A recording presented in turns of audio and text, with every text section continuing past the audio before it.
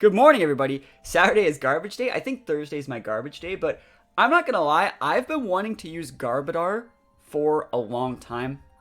It's a Pokemon that I really do like, and I really do think it's such a cool mon. Weakness policy allows to actually hit hard enough to get KOs.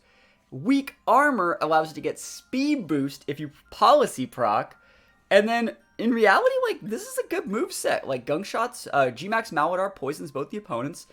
Stomach Tantrum can KO Zacian and get Spadef boosts. And C-Bomb can KO things like Kyogre and Groudon. So, like, in reality, like, G-Max Garbodor, your boy, literally popping off on these guys. Like, I've been just waiting to use it for a while, and I think it's a really cool set. Every single time I policy proc, what has to happen is if I use Bulldoze to policy proc from Spectrier, right? It lowers my speed, and then it lowers their speed, and then it lowers their speed, and then it raises my speed, and then it activates my policy, and like it takes like a full minute and a half every single time I actually policy proc this thing, but it's really, really funny. It's possible to come back if you lose your first few games. Oh, definitely. Yeah. The thing is, so basically I'll pause it. I'll pause it as we get into the team preview here. You guys can see his team's a Lamau, right? It's my first game. Basically, the way that you want to actually do your IC is there's 3 or 4 things you can do to influence how the IC can work better for you. And the first thing you can do is not play on the first day. It does a few different things. First of all, if you avoid playing the first day, you're going to avoid all the other streamers and pro players and all the serious people who are playing that on cooldown, on release to do exactly what they want to do and get all their games out of the way. So you're going to avoid the best players by not playing on the first day. The second thing it does is if you play on the second day or the third day or even the fourth day, the last day, it lets you fight people who already have points, usually, right? Realistically, if you're 1500 and you're queuing up on the second or third day, you're going to be fighting people 1515, 1530, 1550, 1600 in your first few games, right? Which means it's a few good things. If you win those games, cool. You win a lot more points because you fought someone with a lot higher points. And if you lose those games, you actually lose less. So if it's all about getting points for you, wait a day to play. Also, another really, really good time to play is probably about 9 a.m. to roughly 1 to 2 p.m. Pacific Standard Time. So whatever that goes for to you. But basically the American time. You want to play on American time. And so that's what I did in these games. And so in a lot of these games, what you're going to see is I fight relatively easier opponents on average, because I played at a specific time day to capitalize on that. I also avoided a lot of the higher players just because getting points was the whole point of me playing at this time. So it's pretty important. You want to record my games, see what I could have done better in those games when I'm in a better mindset. When in a better mindset. I would agree. That's also a really good thing. I think reviewing your games like this, I actually make some really big misplays in a few of these games today, which we'll talk about, that like, because I recorded them, I was able to realize those things. That's another really cool thing. Yeah, 9 to 12 is the perfect time to play. Not PM, AM, 9 a.m. You want to play in the morning. Do not play at night at all. Like, nights are off limits to play in the IC because you're going to play against JP players. So, that's my opinion. First day, you find tons of novice players and get many wins. That's why you want to play at the very start of the second day, right? Also, like right now, like when I'm recording this, when I'm talking about this live, it's Saturday morning at like 7:30 in the morning. This is kind of a pretty good time to play because a lot of players are waking up because it's the weekend and they're just playing the 3 games to get Zapdos. So you gotta think about that as well. Anyways, let's go into this game. Obviously, this guy has... Ditto's one thing you really don't want to see in your IC in the first game, especially if you're using like policy proc teams with Pokemon that have like weaknesses against each other. So like, I don't want him to copy my Dialga. I don't want him to copy my Kyogre. I don't want him to copy my Garbodor. But, you know, we're going to find out what happens. I missed the battle video feature from Arsenio. I agree. I hate when I overestimate my opponents. I read them and I'm making the correct play and I get cheesed. That's a problem with Pokemon. That's why Pokemon's not esports, right? I was winning a lot, though, so knowing what you just said makes me feel like I'm actually good at this. Yeah, I think everyone has the skills to be a good Pokemon player. It's literally just a matter of how much information you can gather over like a period of time. Like, everyone can do this. Everyone can be a Pokemon player. In reality, I would say that there's 59 people here. I would say almost all of you guys are probably better players than me. You have the potential to be better players than me if you're not experienced enough. The only thing I know more about than you guys, I guess the only thing I have over you is experience and the fact that I'm a pretty good team builder, I would say. I can organize my teams to do like 90% of the heavy lifting, and then make teams that can autopilot just sweep people, right? It doesn't matter how good of a player I am, I'm a good team builder, right? So, and that's all based down to experience, just because I've been doing this so long. So you can see in the first game here, this is how the combo works, right? Right, this is how the combo works. What you want to do is just pop off with your Garbodor and policy proc it with the Spectrier. So Spectrier is going to use Bulldoze. It's going to hit everything on the board. You can't fake out Spectrier. It plays around redirection. It's going to lower your, Garbodor speed and all the other Pokemon on the board's speed. And then the weak armor proc is going to not only, again, proc our policy, but give us a +2 boost to our speed at the cost of one of our defense stats. So at the end of all of this, after like 40 seconds of like animations here, Garbodor is going to be sitting at about 190 base speed, which still, if I were to get a KO here and they were to send out like a Genie or like a Whimsicott, we'd still be outspeeding those things, which is actually really cool. So that's the power of like full speed Garbodor in this exact situation. So you can see it's going to take like literally forever. And it's always just funny, like how long all these animations take. So everything's speed has to drop, and then I get my boost, and then I finally do something. I'm 3-run right now with Palkia Groudon. Very, very good team. Featuring Tank Magmar, support Pheromosa. That's actually really cool. Your team is literal trash. Can't stay egoic with the game. So thank you so much for stopping by. I appreciate it, friend. Thank you for stopping by for the 42 months. Put some subs up. Appreciate it. Yeah, no, I think Garbodor is like freaking the coolest Pokemon. It's probably one of my favorite Maxmons. You can see it has like a Lego building inside of it. There's a substitute in there. Like, there's so many things. And also, I want to talk about this. You can see that I KO'd the Excadrill. I didn't KO the Excadrill because it threatened Garbodor. I actually KO'd Excadrill because that's the slot that's opposite of Garbodor. So I didn't want them copying my Garbodor after I got my boost because they'd have a Scarf boost. So I actually deliberately targeted that slot so they'd have to send Ditto over there to copy Spectrier, right? So that's one thing. Even though I'm playing against, obviously, what I would describe as maybe like an in-game team or an easier team to play against, you can see that I'm still making the correct plays to respect my opponent's options, and that's part of where that, like, experience over time comes in. Like, this is like the easiest thing I've ever seen in my life. Obviously, just soak the Scarf Shadow Ball, trade back with the Shadow Ball after clocking our Sash, and then we can just one-shot the Tyrantrum. And you can see how we're in such a good spot, and we get a Grim Neigh boost. Like, it's just that professional Pokemon player advantage coming in hot right here. Here we go, Tyrantrum. Never lucky Tyrantrum. And we do be taking those. Yeah, no, I think that, like, Spectrier is such a good policy procker. The other policy procker I was thinking of using was Entei or Raikou. I was thinking about using Raikou, but, like, what would you use with Raikou? Like, Scald? Snarl? It'd probably be, like, Snarl, right? And in reality, like, Spectrier also gets Snarl. I think Spectrier is just a little bit more value. So, Rhyme's last mon, doesn't really matter. We just go for the Shadow Ball. I was thinking about using, like, Snarl and, like, my G-Max move just to use it, but remember, they haven't maxed yet, so we're just going to play the game correctly. And they just go down to a +1 Shadow Ball. So, pretty good first game. You know, we didn't let them Ditto copy the Pokemon that we didn't want them to Ditto copy. And we take those wins. And let's update the record. Update the record. Undefeated. Holy moly. We do be loving to see that. Let's send that to the tweet. Bam. Tweet's up. Alright, so you can see this guy's team much better, right? Really, really scary. We fought against a team that had, like, there's a team that top cut Liverpool regionals. It was, like, Zacian, Cali, Darmanitan recently.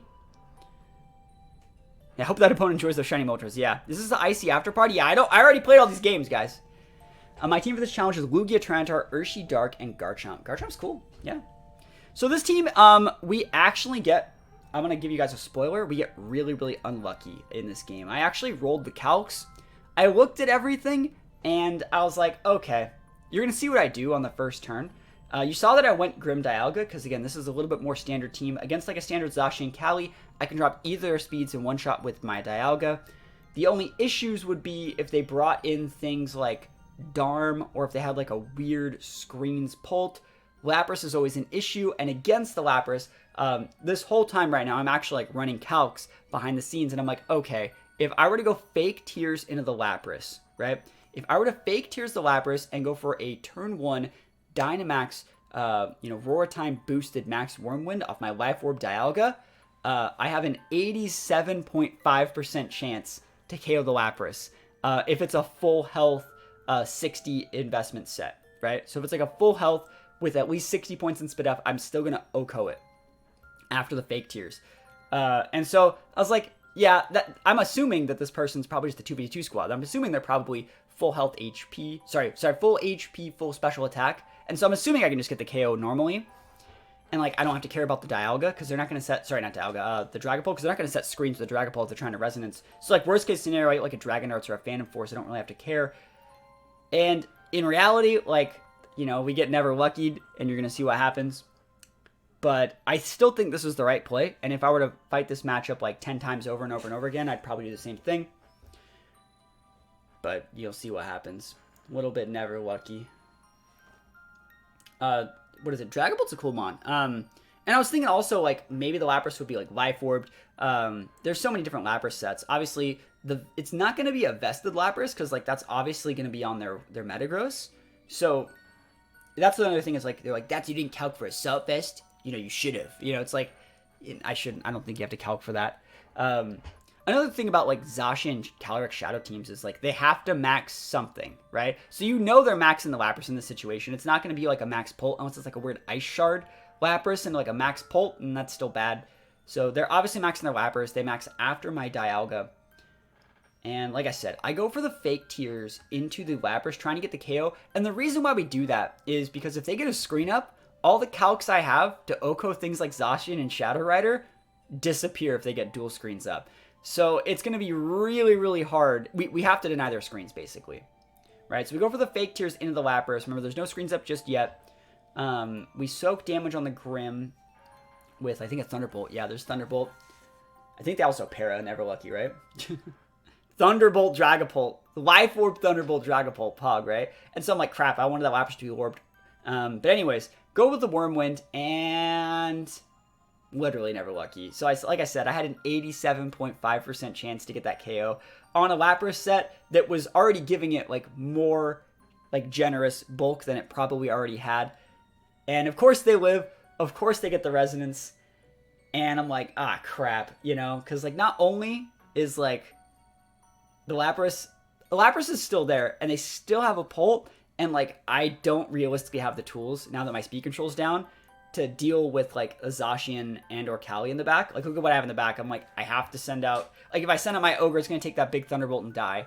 I have to send out the Spectrier, get a Grimnay boost off the Lapras, KO the Dragapult, which takes one of my max turns, and then you send out like Cali Zacian in the back, and I'm just sad. So again, just because like I'm playing the IC, doesn't mean that like, I'm not like a regular player. I don't get unlucky as well. It's definitely a low roll on that though. So it's unfortunate. Yeah, you gotta just go for the, you just gotta go for what you go for. I thought about going for like defense boost or something weird, or Spadef boost. I also still think I have wins. I'm like, I don't know if they have Zacian on this team. Like, I don't know if Zacian's been brought, right? So we only know that they have these two, and we know there's gonna be a Shadow Rider there somewhere, just because Shadow Rider is so good versus our team. So I'm like thinking we might be able to get something done. We could always crit out. There's still outs to win this game because we're gonna get a Spadef boost here. So if they have just slow mons in the back, like there's definitely a potential for us to do big damage with this. What is it? The Spectrier, because the Grimnay boost is really, really good. So getting 2 KOs is nice. We still have 1 turn of max. And, we got shots, right? Their max is down too. So, like, what I could also do here, if I read Protects, is I can go for, like, a Bulldoze, try and KO something, or get a defense or, a special defense boost with Dialga. And then after my max turns, I can go for, like, a Trick Room, and then bring up my Kyogre and be in a good spot. So I still do have options against, like, Zacians, right? Because Zacian can't just eat this. And we see what they're going to send out. It's going to be Galarian Darm. And I'm like, are you freaking real? It's like, show me this. Like, I wanted Zacian. Like, the fact that it's Galarian Darm, I'm like, crap. That's the, like, one Pokemon I didn't want to see in this situation. So, in this situation, remember, we already saw the Orb. If you actually remember, where the Sash is on their team. And so I realized that my only out is to elongate the amount of time that Spectrier is on the board, so I can make my Dialga and my Kyogre take split damage from Astral Barrage. We need to KO the Darmanitan and then have Kyogre try and 1v1 the Calyrex. For a second thought, you were live, and I was like, it doesn't do that anymore. What do you mean? I'm live. I'm right here. Yeah, anyways, we killed the Darm. You guys saw how much damage I took, though, right? They doubled into my Dialga, basically. And they take out...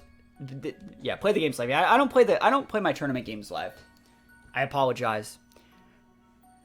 Either way, Dialga's way too low, and you can actually tell by how much damage they did with that Shadow Rider that it's specs. You can 100% tell that it's specs, and if they get a double special attack proc, we lose the game. So it's not sashed. That's not sash damage. It's specs damage. So what we need to do, right, we try and Trick Room because they're going to get the KO here. We need to hit a double protect so they don't get a +2 boost. We do hit the double protect, right? You know?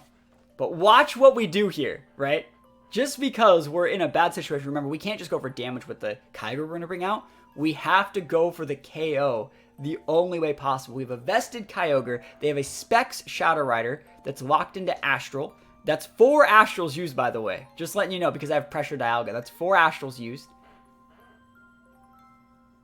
Wormwind Cali was the play. They have, what is it? They have a screen up, so we wouldn't actually KO'd it. Otherwise, I would have. Like, if there was no screens up, I would have KO'd the Cali. The screens make that the problem. So what we have to do here is we have to go for as many protections to elongate the presence on the board, right? You see it, right? You see my out. It's specs. It's not sashed. It's not sashed. We don't get the triple, right? They go for the Astral. We're vested Kyogre. They're only at +1 off their specs. So, like, you can tell, again, that's still specs damage off the +1. Just because, like, it's split damage, and we're full HP specialty with a vest. But, like, this is our one shot, one opportunity. Mom spaghetti, sheer cold. They're sweating in their boots. And we miss. And I'm like, hey, that was technically the 5th one. I don't know if you got a PP max, bro. And, they PP maxed it. Happy Easter weekend. Happy Easter weekend. So, I played my outs. I forced them to have PP maxes. You know, I played around screens. Remember, this is only because we low-rolled that KO on that Lapras, right? He had a good team. Oh, definitely. That's the sort of team you should be playing in the IC. Like Galarian, Darm, Spec, Shadow Rider, Zacian. That's what you should be playing. So now I'm 1-1 and we're rewarded with this freebie match. I will also say I played about 3 games against like teams that just scooped on turn 1 and we just didn't even upload those in here. So I think it's funny. I wanted to go Garbodor. You see, I'm sitting here on Spectre and I'm like, fuck, man. They have so many steel types. I can't go Garb. I can't go Garb. Why Sheer Cold over Origin Pulse? They have screens, right? It's screens. There's a screen up. Rogar gifting a sub. Appreciate it, yo. Appreciate the sub gift. Thank you. Yeah, so they have to... We would not KO with Origin Pulse because our Kyogre is full HP Special D, right? We would not have KO'd that Shadow Rider. They had even a crit. I guess a crit could have done it, you know. But like, you have a higher % chance to hit a Sheer Cold than you do to get a crit, and you would have to hit the Origin Pulse. So yeah, it's not that they had screens up, and we don't have like any special attack investment. And Stiffy Johnson also starting to sub. Yo, 12 months on a 10-month streak. That's a year, my friend. We obviously do see the Corviknight. You're gonna see me actually learn something about Corviknight in this set. Thank you for the subs though, yo. Stiffy Johnson and Royal Guard, yo, absolutely popping off here. Appreciate it. So I'm going to say something about Corviknight, right? I will let you guys know. Believe it or not, I did not know this, right? I did not know that Mirror Armor reflected back the stat boost. I thought, basically, Mirror Armor soaked the stat drops. I said stat boost. But Mirror Armor soaked the stat drops and then put them back on the opponent. So, like, if you were intimidated Corviknight, I always thought that, like, Corviknight still got intimidated and then put the Intimidate back on the Mon. So, if I were to Wormwind this Garchomp this turn, which I'm definitely doing, and we're sticking a -1 attack drop onto that Corviknight, it's going to send back a -1 attack drop. I thought it still took the -1 attack. I didn't know that it was immune to stat drops. I'm not going to lie. I know it sounds really dumb, but, like, I didn't know that it was immune. I always thought that you could still stack drops on the thing. So I see the Mirror Armor right there, and I'm like, that's fine. You know, I don't care about my Dialga getting intimidated, basically. But I still thought, like, I'm mitigating damage. That's good, you know? Obviously, uses Steel Wing Lamau, right? But Beery Grim busted. Waiting that out. But you're going to see here, I make a weird play. I think I, like, fake tears it just to throw fake tears on it so Kyogre can deal with it later on in this game. And, I didn't know that it didn't actually take any stat drops. Did anyone else not know that? Or is that just a me thing? You know? Because, like, the only regional I used Corviknight at, or the only event I've even used Corviknight at, I used Unnerve. Just because, like, Citrus and Babiri Berries were so big. Not Babiris. Like, Damage Reduction Berries were big, but, like, Citrus and Figgies were really, really big back in, like, 2020. And so, yeah, I think this is the turn. I think we actually decide to KO the Inteleon, because we can KO that even if it maxes, and we just throw, like, a fadeaway fake tears on the Corviknight like an idiot. You know? Like, literally, like, I'm dropping my Spadef so the Inteleon can kill me. But I still thought that it stuck. You know? Obviously, right here, I realized that I'm wrong. Yeah, back in the Snorlax days, yeah, you had to have an Unnerve user. And obviously, I get absolutely dumpstered. Like, I literally play myself. But it's okay, we have a Dialga in the back. But yeah, I don't know. Maybe I'm an idiot. I think I am an idiot. But I should have also been able to notice off the first turn that it didn't actually drop the stats. You know? It just says Mirror Armor. It doesn't drop it. So I should have been paying more attention. But, like, how often do you see Corviknight? You know? Not that often. And so, I'm like, crap. What does restricted Pokemon mean? So restricted Pokemon are things like Dialga, Kyogre, Mewtwo, Zacian. Basically cover legendaries, and you can use up to 2 of them. And when I say cover legendaries, like legendaries are on the cover of games for the most part. Like Suicune's a legendary Pokemon, but it's not a restricted Pokemon. You can Google the term restricted Pokemon to see what it actually means, and I'll show you the full list. So, anyways, we're completely fine here. I don't care they have Cinderace. I only have 1 max turn. This is where we just go for Origin Pulse and the Wormwind. I remember the calc on that Lapras last turn. Basically, the fake tears mitigated the fact that the Lapras had max. So I'm like, all right, if I can almost KO a Lapras, I can definitely KO a Cinderace in the same... So, like, a neutral max Wormwind into a Cinderace should do about the same amount of damage as a fake tears plus Wormwind into a Lapras, right? Crystal Suicunes are restricted. It's not. It's not a restricted. Suicune's a legendary, but not a restricted. Are there any non-legendary restricteds? I don't think so. Like, even Comfey, or whatever that thing's... Not Comfey, freaking... Cosmog is a restricted, technically, because it's like part of the Solgaleo line. Yeah, Pokemon's website, right? Let's pretend you wanted them to drop your Grim. Yo, outplays for days. I just wanted to open up a spot for my Ogre. The magical outplay of me bringing in my Kyogre safely, right? This Corviknight gets an attack boost, though. That's freaking scary, man. I think it's like a full attack Corviknight. So obviously you can see it gets about to the almost same amount, so it's roughly the same calc as it was in the Lapras. Origin Pulse is going to be fine, being able to finish them off from here. And then the Corviknight, like, what does Corviknight even do? Yeah, it's just box art. So like things like Rayquaza, Kyogre, Groudon, Lugia, Ho-Oh, stuff like that. Those are all restricted. One of that free switch, that's right. Just trying to speed up the game for you guys. You're welcome. You're welcome. And look at this damage. Look, that did more damage than a +2 Shadow Rider Astral Barrage. Because they got the +1 from the Nuck. Right? But we're good here. We're golden. Don't even want to miss. And we take those. I will say, before we even get into the next game, can you guys see this? How many of you guys have ever had Snapple Elements before? Huh? Anyone?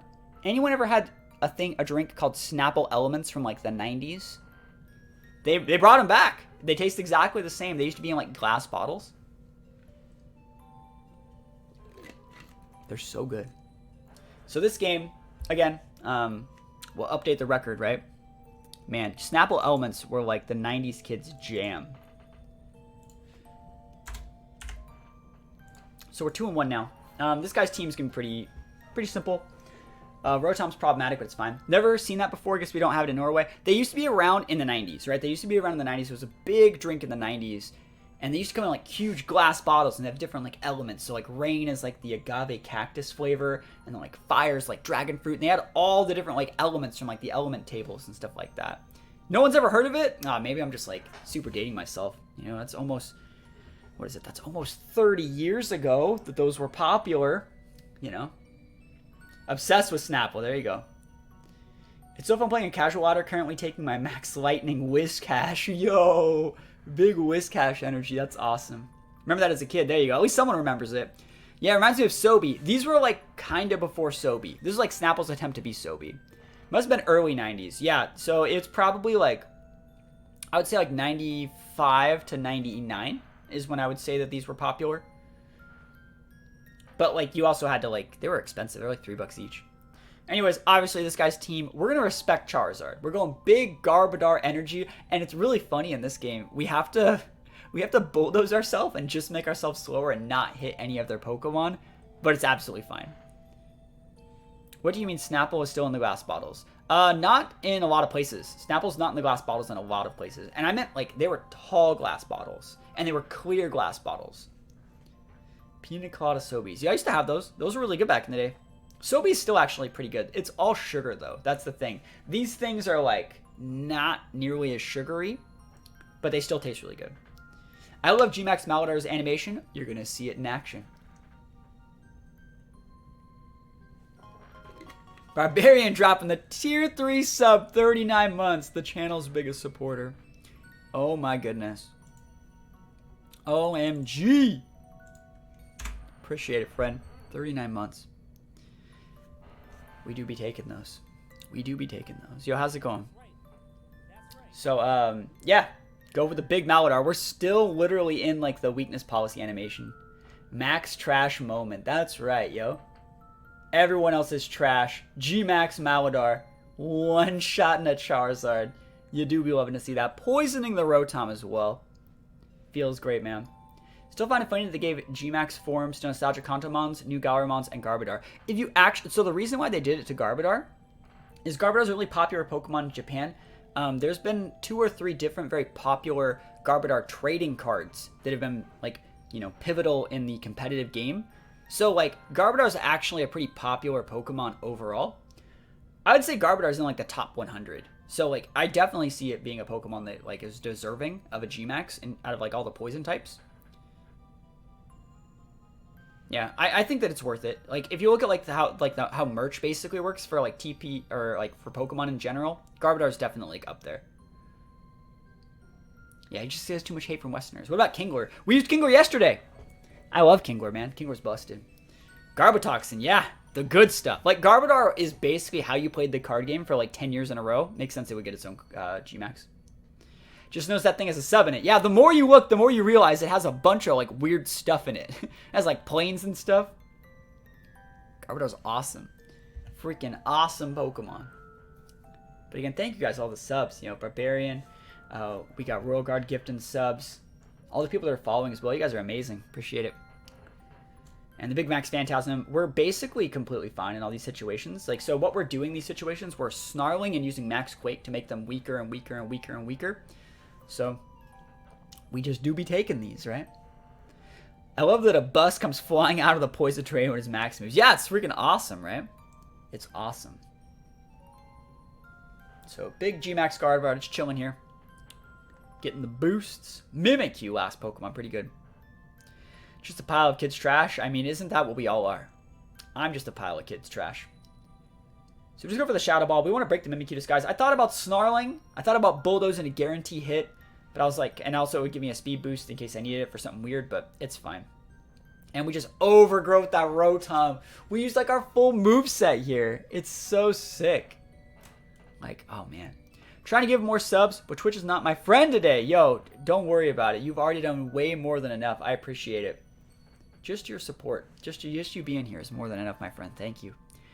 After 2 decades, I caught Registeel and wish I did not forget to back up my save data. Sorry, and I wish I did not forget to back up my save data. So what happened? Was it like the wrong nature or something? Or you accidentally turned it off after? Either way. Registeel, Pog, we do be taking those. I've never really been a big fan of the Reggies, other than Gigas. I like Gigas.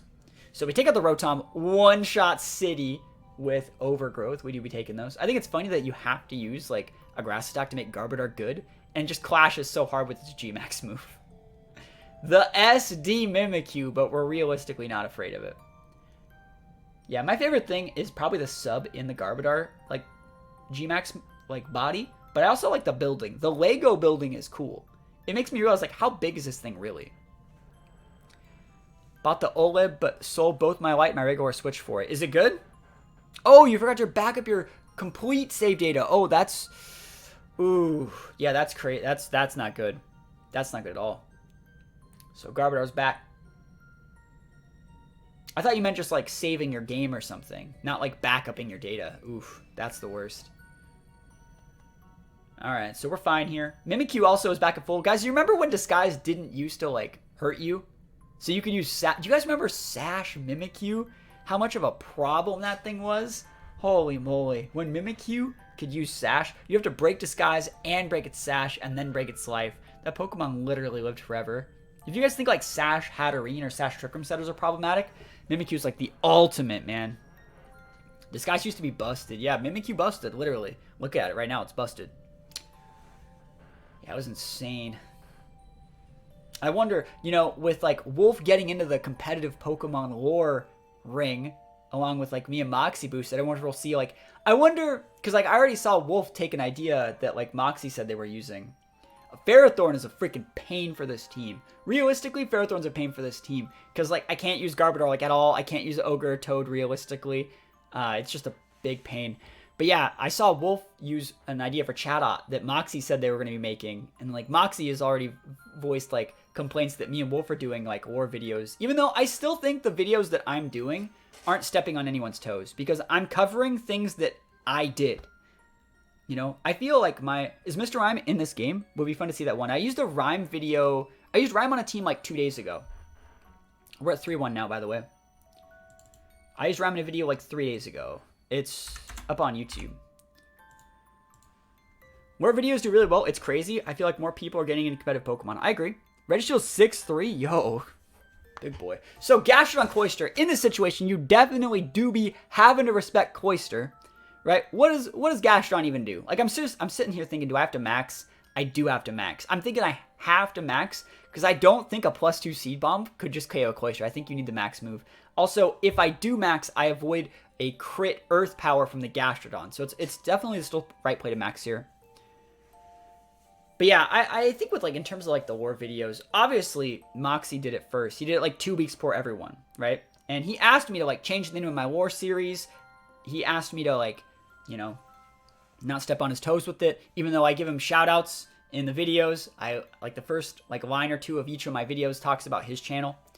But then, like, also all my lore videos are mostly, like, singles based and or things that feature my content. So I've gotten so many people come into my channel and be like, this is Moxie's thing. You're taking his thing. And I'm like, bro, I'm using videos of me doing these combos in 2011 and 12. You know? Like, I understand that you support your boy Moxie Boosted, but, like, if I'm just re-showing a combo I did in 2012 and talking about how much I like it, I don't think that's stepping on his history toes, you know? I really don't, you know? Considering, like, I'm not going over general Pokemon history. I'm going over my history. It's story time, you know? It's more like your competitive war. I agree, yeah. No, I would agree. And again, like, obviously he inspired the series, but, like, I just want to talk about all the cool things I've done. That Spinda thing, I'm the guy that did it, you know? And you can see we did soak the Earth Power, and if we didn't max, that Earth Power could have either high rolled or crit into KOS, so we had to max there. We also would have taken more damage from the Bulldoze, remember? He's not gatekeeping, he's just frustrated, because, like, he came up with an idea that, like, other people with bigger channels are capitalizing on. Execution is what matters. I saw Wolfie's video, and it felt like it took forever to get to the point, which made it not interesting to watch. Yeah, his video is a lot longer than ours. I haven't seen his video yet, but I'm sure it's well made, right? Yeah, that's just how it is. So we just have to respect the Arcanine. Again, more max Quake boosts. We did the same thing we did that Rotom. We just snarl it up. Because I'm thinking, like, this is where they max the Gastrodon, right? So, like, even though I'm playing against, like, bad teams, I'm using bad mons, using Garbodor, right? But if we go for a max Quake and Snarl, even if they max the Gastrodon, which you can see he's doing here, they're not going to be able to get a KO with a max Quake. And then we'll KO the Arcanine, and then we'll KO the Gastrodon next turn. So that's just my opinion on it. Like, I'm not going to do any, like, the world champion said what? Or, like, you know, or stupid things that actually go into the overall, like, I'm not going to go into stuff that, like, most people want to know. Basically, every single video is going to have, like, me in it, you know?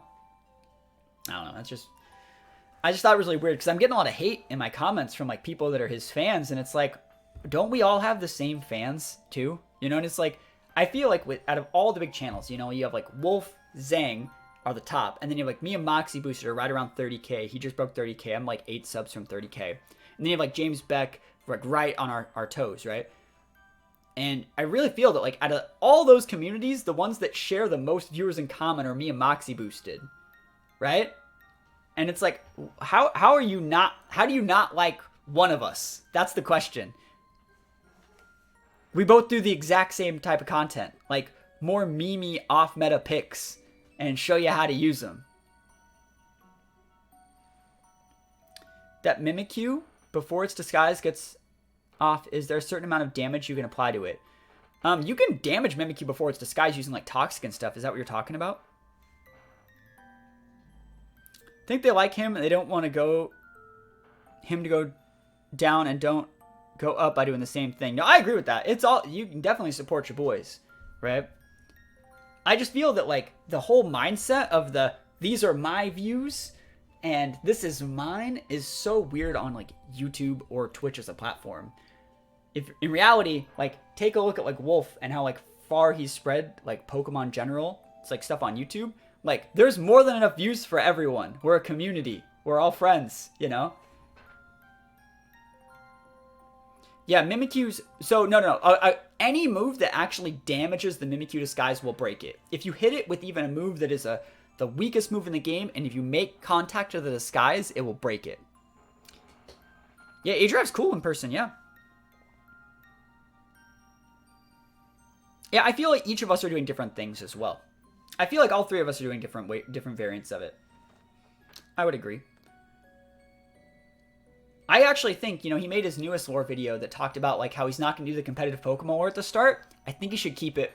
I really think he should keep it. I think that's a big keeper in my opinion. That was what made me look at that series in the first place. I really think that's a keeper for like a general audience. Because he said like, I'm not going to say the TikTok competitive Pokemon lore opening anymore. And I was like, I really think you should keep it. From like a viewer perspective, that's like a free gateway into like the 20-second area of a video, and that's the type of stuff that makes videos do well. Like I understand he has more stuff he wants to talk about and he doesn't want to pad his videos like that, but I really think it's a good way to do it. Having a dedicated intro is like what people like to see. Why do you think I start every single video with, what's up guys, that's here, today we're, you know, I always, what is my intro? Like, what is up YouTube, that's here, and today we're, you know, it's the same type of thing. We won another game.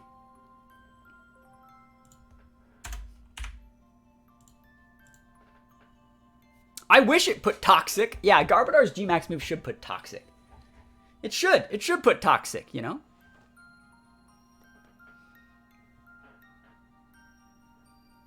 But yeah, I think so like Brian's saying they didn't like his opening. I think though in terms of like, I guess whether we like it isn't the issue because like we're the competitive vocal minority. We're like the serious viewer base, but in reality, like you gotta remember his videos are like in these situations are piling to like 200,000-300,000 like casuals, right? He's trying to appeal to a wider audience, right? He's gonna get us to watch him because he's our friend, right? He's our boy, right? So we're already gonna watch. So it doesn't really matter what we think because we're already supporters.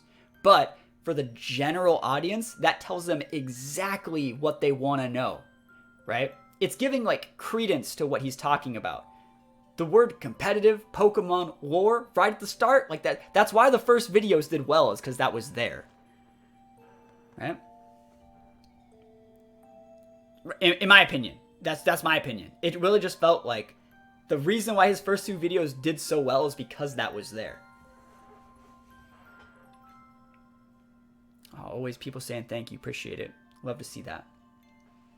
Anyways, this guy has Obstagoon, which I'm like, ugh. Obstagoon could be an issue, right? I don't want to get obstructed. Grimmsnarl could be an issue. This could be an issue. We have to go through the 30-minute thing of us maxing the Garbodor over and over again, right? But you can't say I'm not maxing my Garbodor in almost all these games. I could roll these people with Dialga every game. Realistically, you guys know that I could. The fact that I'm doing it, you're welcome, right? But yeah, I've had a lot of fun making the lore videos. The Sceptile one was a lot of fun to make. The Spinda one was a lot of fun to make. The Crab Brawler one, I don't know if you guys have even seen that one yet, but the Crab Brawler one was a lot of fun to make. And the video in question was my first time actually seeing the combo happen. So like it was a lot of funny because I was like popping off for them like hitting me with the combo. So it's a lot of it's good stuff. I don't know what I'll do next. I have no idea what I'll do next, but we'll figure it out. Obscene, look at it. Look at it live it. Busted. And like if they're guts, like they're gonna hit hard. Yeah, no, I think Obscune's actually a really good Pokemon. Like realistically, I think Obscune's a good Pokemon. It's hard to use. We used an Obstagoon last month when we were building around for SLC. I think it's a good anti-Metamon. It's great for Shadow Rider. So anytime Shadow Rider's in the tournament in the format, it's great. Good thing is we're not dead. Not dead yet. You know, I will say realistically, I saw Wolf's first episode of his Nuzlocke, and I saw the video that Wolf made talking about Aaron Zhang. Like, I guess that was like an edited thing made by some, I don't know who it was made by, but like talking about Aaron Zhang's history. That was a good trip down memory lane. And I've also seen the video where Wolf talks about like flow charting his like top 4 and top finals games at Worlds. Wolf makes good content. Yeah. I don't really engage with any singles content, but I started watching the Freeze-Eye lore videos just because the titles were interesting. They would pose a concept, make you go, huh, and click on it. Then you just want to hear the answer. I don't know who that is. Is that who inspired Wolf's? That's what I've heard. Wolf, I've heard that Wolf said that's who inspired his content. I don't know who that is. Freeze-Eye, I don't know who that is. But, yeah. Like, lore videos are interesting. People like to know that stuff.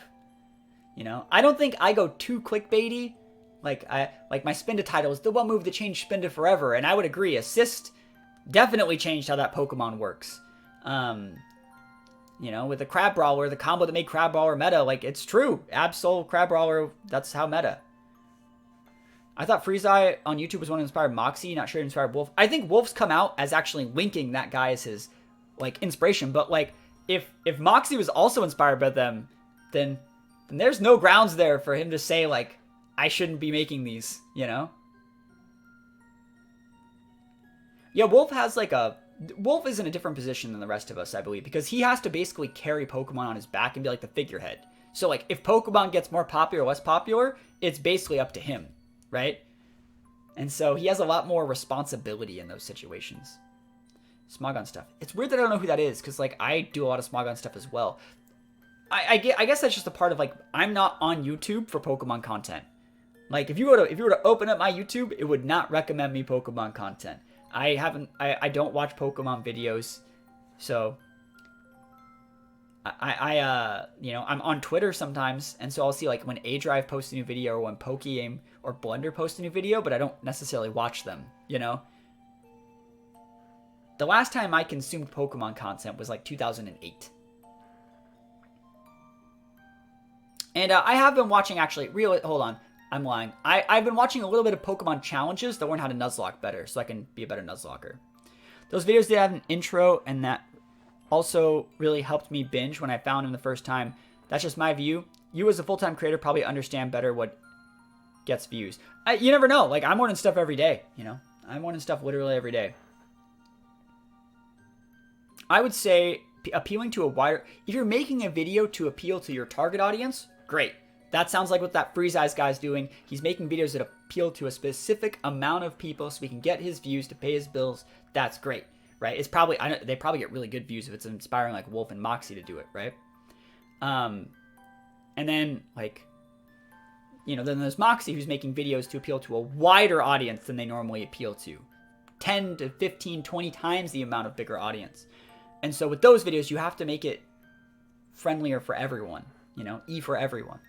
Any plans for Easter this evening? It's not Easter here. It's Saturday morning where I live. So it's not Easter yet.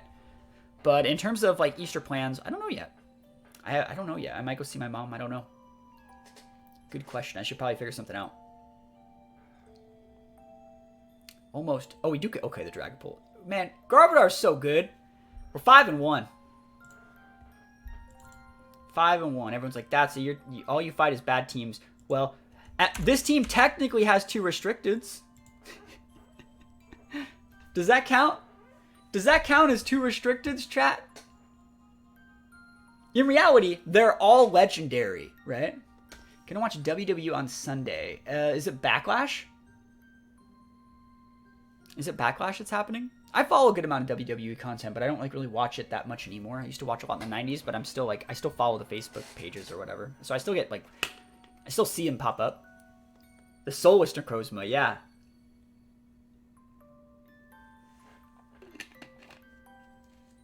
Alright, so let's see what they have. I already know what they have. I already played the game. Alright. 3 box legendaries. I know, right? So, hey, Zamazenta and your boy Necrozma. Necrozma's a good one. People sleep on it. You have to respect Necrozma. It's actually not bad. Like, Prism Armor makes it so it actually doesn't have, like, that many weaknesses. You have Easter on another day. We have Easter on Sunday. So, it's always Easter Sunday in the Americas. Because we go to church on Sundays. And so Easter's on Sunday. Favorite wrestler is Drew McIntyre. That's cool. McIntyre's cool. It's the Claymore guy, right? Yeah, I follow a good amount of like WWE stuff.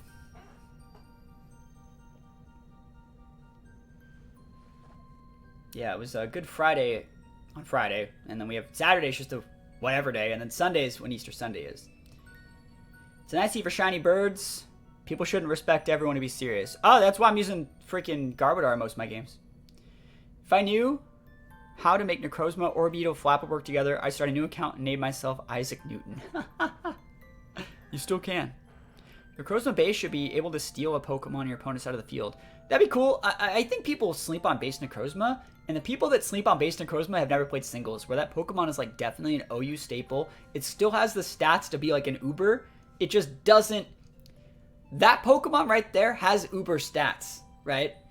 The, like, fused forms, like Duskmane and Dawnwings, have crazy boosted stats. Like, those things have higher boosted stats than Dialga does, you know? They're, like, next level. They're on the same level with, like, Kyurem White and stuff like that. They're ridiculous.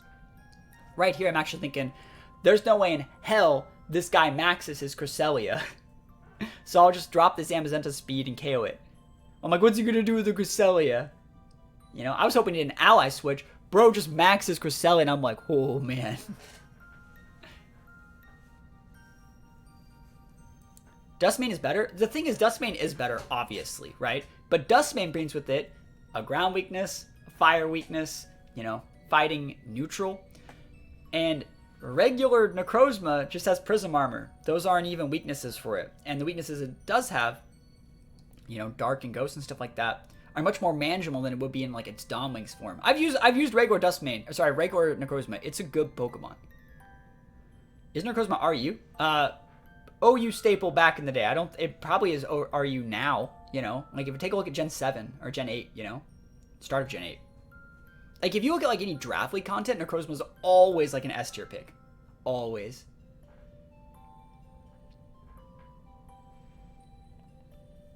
So let's see, the big crest. The biggest crest the world's ever seen. Lost to Cresselia earlier, Zacian v crest at the end, and I lost because it stalled me out while having Rocky Helmet. That's how it works. I've since retired. I'm not surprised. Cresselia big busted, yo. Cresselia does be big busted. Entei, again, we just have to respect Entei. Just got back and I see a Dynamax Cresselia. I know, right? It's ridiculous. I've actually wanted to use Weakness Policy Cresselia for a little bit. I think it's actually a really, really cool mon. Yeah, Necrozma gets both Trick Room and Gravity. It's cool. Yeah, Necrozma's usable. It definitely is. Ooh, I will say something. So, like last night, right? Last night, after I recorded some games and stuff like that, and into the stream, I went out to Wingstop for the first time. Have you guys ever been to Wingstop before? Does anyone have a Wingstop next to them? It's like a chain wing restaurant. I've never been there, right? I've been to like Buffalo Wild Wings and stuff like that. Yo, Grim living on by a hair. We do be taking those. And, oh man, it was so good. Like, I didn't even eat all of it. I saved like almost all the stuff I got to eat today.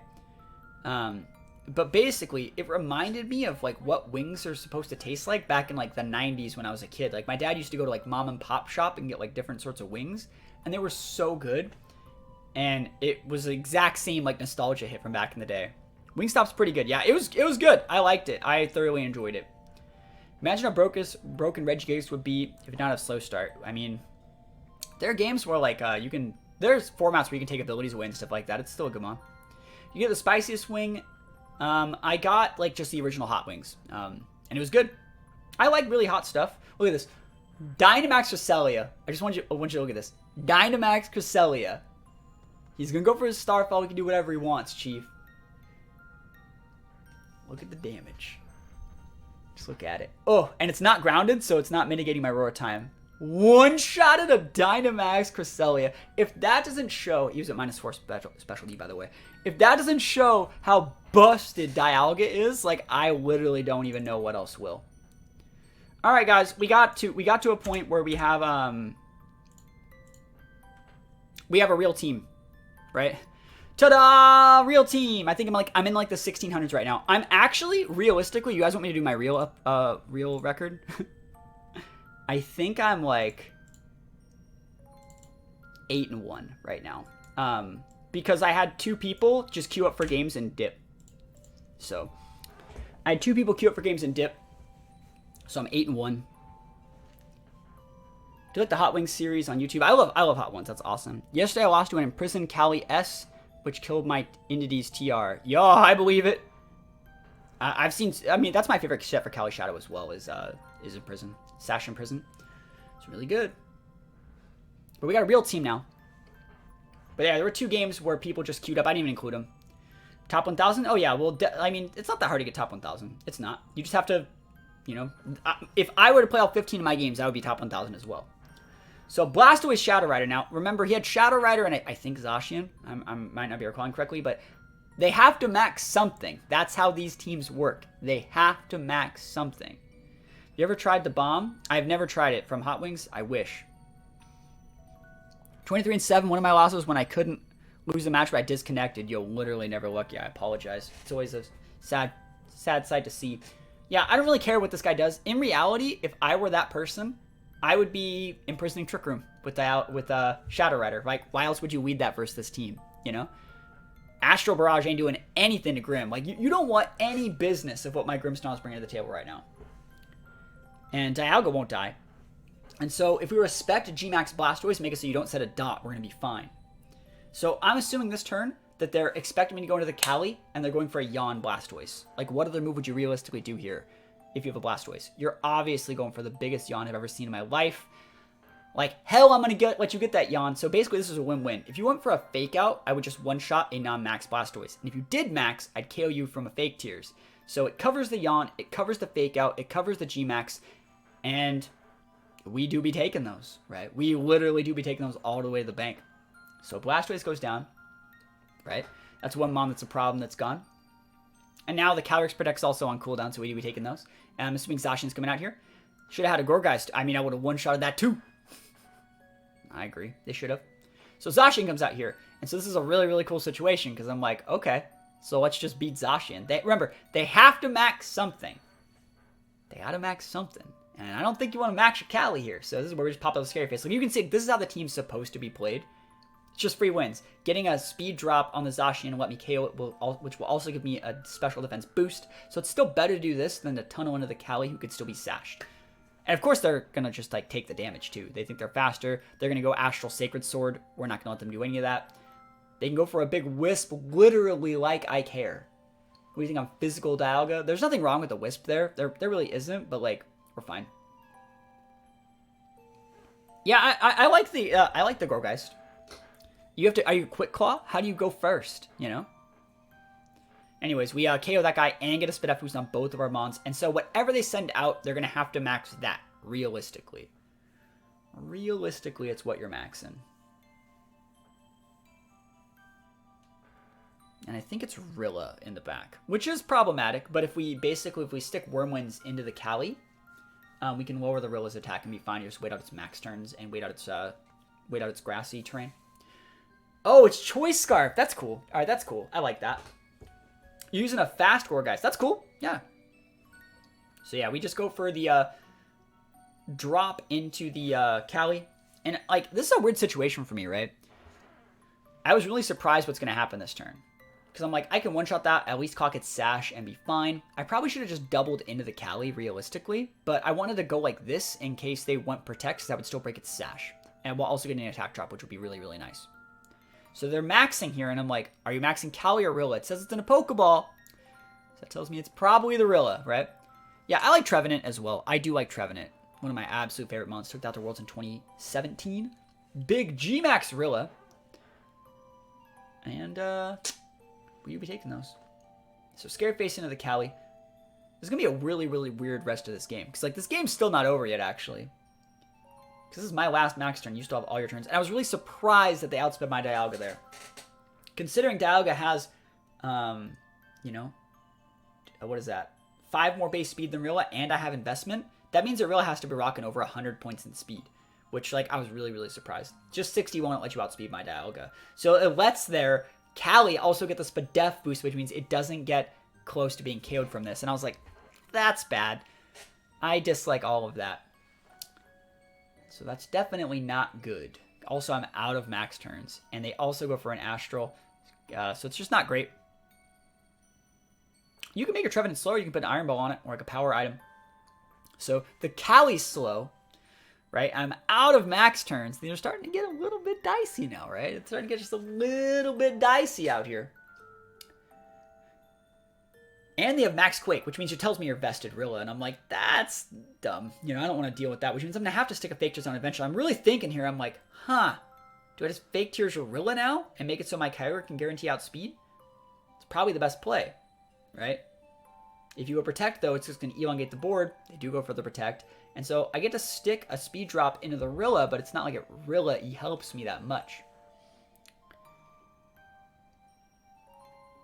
Yeah, I would definitely do that play with Trevenant. That sounds cooler. Trevenant's cool. I love Trevenant, man. So Max Strike. There are now even more speed drops, and I'm like, oh, crap. You have Speed Drop City over here. I did not expect them to use Max Strike boost off Fake Out, bust not the Air and Trailer attack, basically.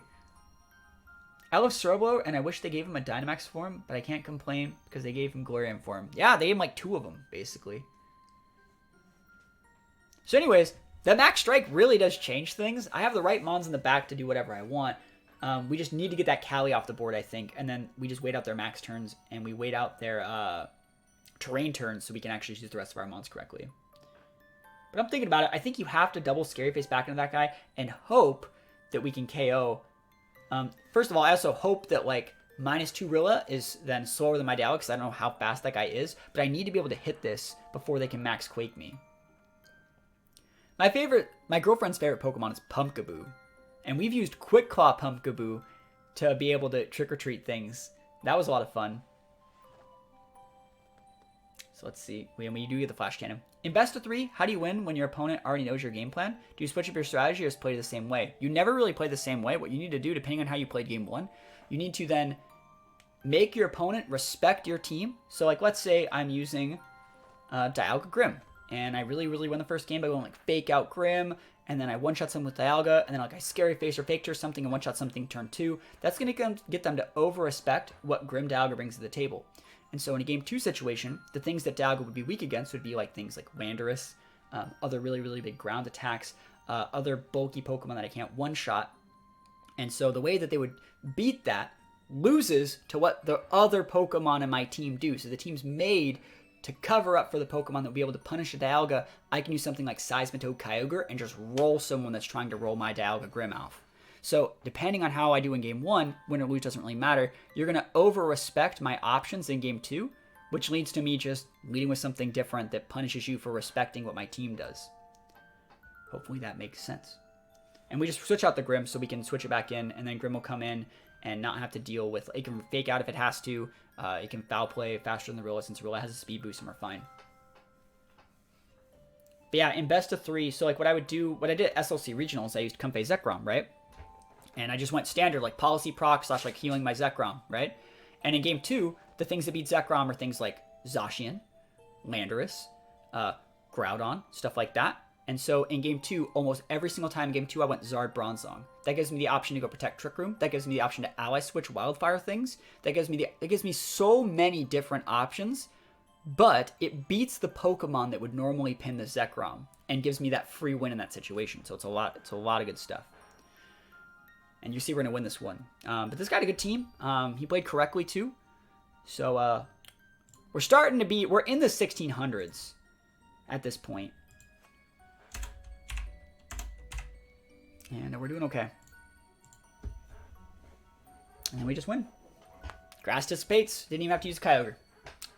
Best of 1's a completely different game from Best of 3, and I think Best of 3, it takes a long time to learn how to play Best of 3s correctly, but if you look at a lot of the better players in the world that play Best of 3s, they use a lot of the Game 1 to play something that can probably win against most things, analyze all the information, and then create like flowcharts to win games 2, 3, even like a 4th game scenario, depending on if game 2 doesn't go the way that they want. So like let's say you're Ashton Coxey or Joe UX9 and you lose game 1. In game 2, you have like a game plan that should almost work every single time. Like you know your best case scenario to win that one. But let's say you win it, but like something doesn't go according to plan and it changes how your game 3 win condition is going to work. Like, wow, that is bulkier than I thought, or wow, that wasn't the exact item or EV spread or moveset that I thought. It completely changes what you do in game 3. So you actually need to think of like how to win a potential 4th or 5th game as well, especially also if you fight those people in Top Cut in like day 2 of the tournament. What's your favorite Pokemon? My favorite Pokemon is Butterfree. Big Butterfree energy. So usually most good players can theory craft like 3 to 4 different ways to win against any team after the first game, after they realize what all the items are. And the really good players can look at a team and tell you what the items are. In reality, that's probably going to be a Scarf Entity, probably a Life Orb Cinderace. It should be a Sash on the Zam, probably going to be a Leftovers on the Ferrothorn, probably going to be a Black Sludge or something unique like a Vest on the Slowbro with a Choice Scarf on the Darmanitan. If there's no Choice Scarf on the Darmanitan because it's on the Entity, that means the Sash will be on the Entity instead of on the Zam, and that means the Darmanitan has the Scarf. But if we see Scarf Entity, that means Darmanitan has to be banded, right? So we can kind of see all those things from the team preview and just use experience to analyze what they're supposed to be doing. So in reality, anytime you'd ever see an Entity male Zam, it's going to be Scarf Entity probably. And you can just abuse the fact that that's how that Pokemon's usually played in this exact situation. Also, this is coming from someone who like created how that Pokemon's played with Zam back in Isle of Armor. I made videos that got over like 100,000 views using that lead, you know. There's just so many cool things they can do. It really does shut down what the Grim does, but in reality, they can't really do that much to Grim unless they want to lock themselves into D-Gleam. If they want to lock themselves into D-Gleam, they lose to the Dialga, and we just take out their mons one at a time. Right? So in reality here, what you should be doing is if you're Sashed Entity or not Scarf, you would be like imprisoning Trick Room, which means I'm just going to take out your Zam, and you can't deal with it in my Grim, and we can just go for a double tap into the Zam. And I'm assuming it's like, there's a Sash somewhere, and it should be on Alakazam, but if it's not, it doesn't really matter. I think what we're going to end up seeing is the Life Orb on the Zam, and we're going to see the Scarf on the Entity male. Just throwing that out there. The reason being is I one-shot the crap out of that Zam, and it does a little bit too much damage, I would say. A little bit too much. So big D-Gleam, you can see, not that big. And note the Entity went before Zam, right? And you can see Zam over KOs, right? So like that's a modest Entity using D-Gleam and versus a timid Zam. And Entity did like more, Zam did just a little bit more damage, which means it tells me that it's Life Orb and it's Magic Guard, which means it doesn't take damage from the Life Orb recoil, but it still deals good damage. So that means the Sash is somewhere else, but we know it's not on Entity because Entity's holding a Scarf. That's the only way it can outspeed Alakazam. So in this case, we know they're locked into D-Gleam. I really realistically don't have to care about that thing at all. I know it's probably going to switch. We just have to bring out 2 Pokemon that can pin Cinderace, which is our fastest Mon, and you can see how we're in a good spot. I really also thought in this situation, like this is where it would have been cool to have Telepathy Dialga, because I could go Bulldoze and just pop the Cinderace in the mouth, but we don't need to. We can just double into it. Worst case scenario, it would be if they went for another D-Gleam and took out my Spectrier before I could actually, you know, get that. I want Spectrier to still stay on the board. But like Dazzling Gleam, Shadow Ball into the Cinderace. Cinderace then would take out the Spectrier and then Dialga finishes it off. I don't want to lose any more Mons if I don't have to. So we'll just see how they do it. But we have to respect the Cinderace because it's obviously what they're maxing with. And the Entity... I mean, Entity can't do anything, especially if it just stays in and just uses D-Gleam. It's not that big. So it switches out, which is great, which means we're always going to be able to preserve our Shadow Rider because we need... It's not Shadow Rider, our Entity, because we need that thing Spectre Air, so I keep calling it an Entity. We need Spectre Air to beat the Ferrothorn, man. Ferrothorn's such a pain for this team to deal with. We have Kyogre, Seismitoad, Garbodor, like Dialga. We cannot break that. I really didn't want to lose my Grim here because my plan was to use like Fake Tears on that guy and, you know, wall him out. So the big Cinderace energy. Go for the Shadow Ball. Good damage. That's just enough to put him within range of a, you know, KO with that Dialga. They didn't even clock our Sash, which is amazing. We do be taking those. And yeah, Cinderace is going to go down. Thinking Kaliash, Trevenant, maybe Torkoal, Groudon. Yeah, both of those are good. You could technically use both of them to be able to switch in and then reactivate Sun. Like double Sun is really good against Ogre. People that just tech an Ogre to beat Sun, like it's usually not enough. So we're going to lower the Ferrothorn's attack as well, which is really, really nice. So that's 2 mons down. They have a Scarfed into the left and a Ferrothorn. There's a couple things I could do. I could obviously go double into the Ferrothorn this turn. But if they protect and go for an attack on my Shadow Rider, I'd be sad. How do I get Regidrago? It's in the Crown Tundra DLC. You get to pick either Regidrago or Regieleki. Regidrago's busted. But yeah, in this situation, remember what we have in the back? Oh, we have a Sheer Cold Kyogre in the back if we need it. We do be having Sheer Cold Kyogre if we need it. Just chilling in the back. What's the symbol? I don't know what the symbol is. Like, I don't know, like, it's whatever its face is, so I just Google it. So we just go for big damage here. We go for a Shadow Ball plus, I think we just KO the Entity this turn. Just get off the board, get another attack drop, and we don't know anything about the Ferrothorn, but like getting a -2 attack drop on it means like if it's going to be using like steel attacks and stuff, they're going to be pretty weak. Same thing for like power whoops and stuff. So like a Leech Seed set would obviously be correct. Body Press set's good, but remember they can't hit the Shadow Rider, sorry, the Spectre Air. So we don't know what their set is at all. And then we see the knockoff. And I'm like, that might not even KO, but it does. You know, never lucky. -2 attack drops. I never even heard of it. Or maybe it was a -1, but you get the idea. Knocking off our Sash. There's the lefties, like we said in the team preview. And so, in this situation, right, what do you do if you're me? What do you do? I've been wanting to hit this move for like a week. I want Sheer Cold. I want it. Give me Sheer Cold. Do it now. Give me Sheer Cold, or give me Sheer Cold. You have Protect up. I'm ticking out of my my Life Orb, right? I got basically one more attack left. We go for a random Earth Power, so we can go Earth Power and then a Roar Time. They don't protect this turn, and we go for the Sheer Cold. Survey says, first of all, an Origin Pulse plus a Roar Time would have KO'd there. And we miss, of course, never lucky. But then they miss, and I'm like, okay, no more messing around. I only have like one shot at this now. Because they also hit Dialga instead of hitting Ogre, which was like nutty. I also think we could just use Sheer Cold, but in reality, like Roar Time plus Origin Pulse should be enough to take this guy out. So they're going to protect this turn, and we're trying our absolute best, but Roar Time's a lot of damage. People think like, oh, Earth Power, neutral damage, that's nice. It's 90 base, lower speed up, that's cool. Roar Time's a 150 stab, right? So that goes up to 225 and then cut in half for like a 112, which means it's like 22 base power stronger, resisted than an Earth Power is. That's a +1. Anyone know what Gmax Malador does? It just poisons both the opponents. It's bad. So here we go. Dissipates. Alright, this is our turn. This is the turn that we pop off literally. Here we go. Roar of Time. Let's go. We miss one. Yeah, we do. We do be missing that one. Doesn't that suck? So they missed the Leech Seed. We missed a Roar of Time. And I'm like, oh no, this is getting dicey if you hit my Kyogre. By the way, that Roar of Time does about half if you hit. So thank goodness they didn't go after the Dialga. Even if they did, I think Kyogre would have been able to just lock itself into like Sheer Cold or something. But it's dangerous right now. It's dangerous. Ferrothorn's a big bully, man. So they're going to be able to get leftovers plus Leech Seed into a Protect with more leftovers and Leech Seed. And then I have to hit my next two moves. Like, I have to do it. Have a great day, mister. Going to meet my friends now. See you later. Have a great Sunday. Thank you so much for stopping by. Appreciate it. Hopefully you have a great rest of your day. So we're going to see the Roar of Time whiff. And we had to go for it that turn. We have enough PP to make it work. And this is my last rain turn. So, like, if this doesn't actually get the KO here, we have to just lock ourselves into a Sheer Cold situation. Get any contact with YouTube yet? I have not. But you can see they're getting pretty healthy right now. Like, Kyogre has a pretty big base HP. Look at this. Look at all that health. Woo! That's a lot. So this is the one turn. One shot. Mom's spaghetti. Mom's opportunity.